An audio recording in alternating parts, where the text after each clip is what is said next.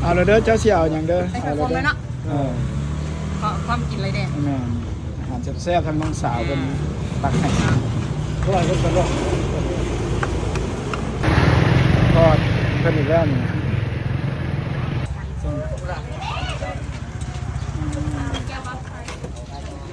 พ่อเพิ่นอีกแล้วนี่เพิ่น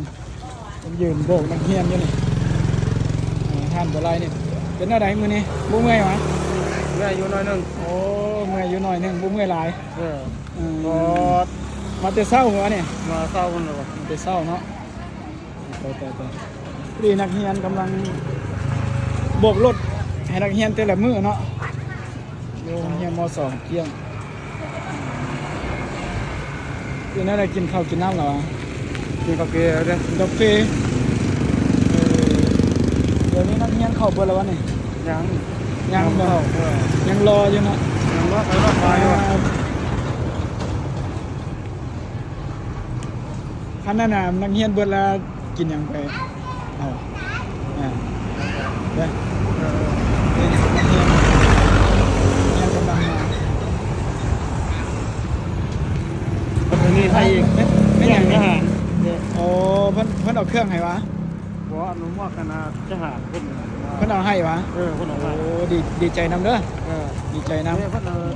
ส่งลูกก็เพิ่นเอาให้แล้วก็มา อืม เพิ่นว่าจะให้อีกด้วย เครื่องลาย เซยน้ำเพิ่นหั่นแหละเพิ่นก็มีน้ำใจให้โอ้เพิ่นเนี่ยว่ากินแต่เหล้าวะนี่ เล่าสุด เหล้าของแก้มพร้อมเนาะ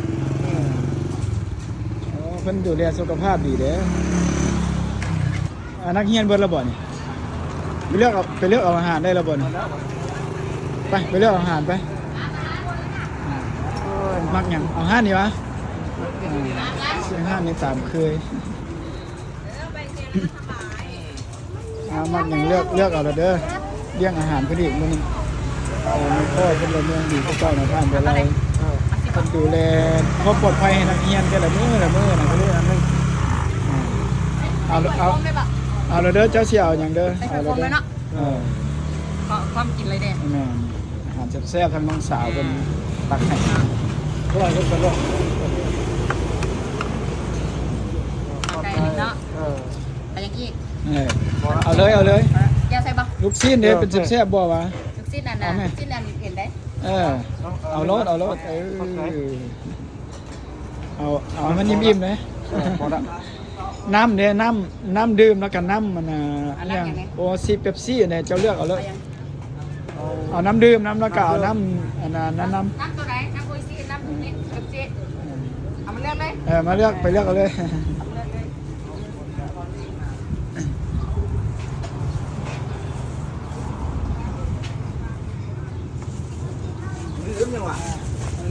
เอาแต่น้ำมันนั้นมาน้ำดื่มเลยน้ำดื่มหมดเสือเลยบอกว่า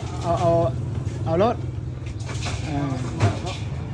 เข้าใจ เข้าใจเด้อ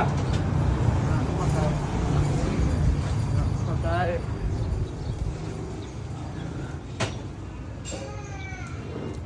ไปจับเอาอาหารตัวนี้เอาเท่านี้แล้วเป็นบ่อาหารนี่ได้บ่มาใส่ถุงให้ ให้ขึ้นเซถงให้เข้าใจเด้อเข้าใจเด้อเป็นยังไง ขอบใจคือกันดูแลนักเรียนปลอดภัยแต่ละมื้อเจ้าก็ได้ แม่นละ สุขภาพแข็งแรงเด้อกินแซ่บๆเด้อมีอย่างแด่หั่นเอาอย่างแด่นี่มีอย่างแด่นี่มีข้าวผัดเนาะมีลูกชิ้นคือว่าเท่านี้เนาะเอาเท่านี้เนาะแม่นบ่ ขอบใจ เอาอย่างนี้ลูก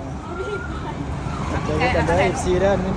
มินเงิน FC แต่ละงานเราไปเสียแต่ละงานเพิ่นปอนติดปอนหยังมาก็เอามาเลี้ยงเพิ่นพลเมืองดีนี่พี่น้องเด้อขอบใจ FC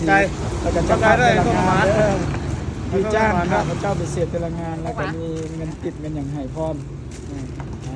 ทางเข้าม.2 เกี้ยง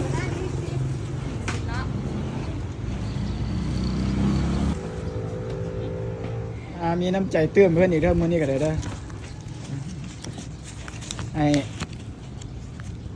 ให้กำลังใจเพิ่นเตื้มอีก ขอบใจเอาช่วงประมาณเด้อสุขภาพแข็งแรงเด้อเจ้านายเบิ่งแยงน้ำเฮียนแต่ละมื้อโบกทึ่งให้เท่านั้นเด้อพี่น้องเด้อ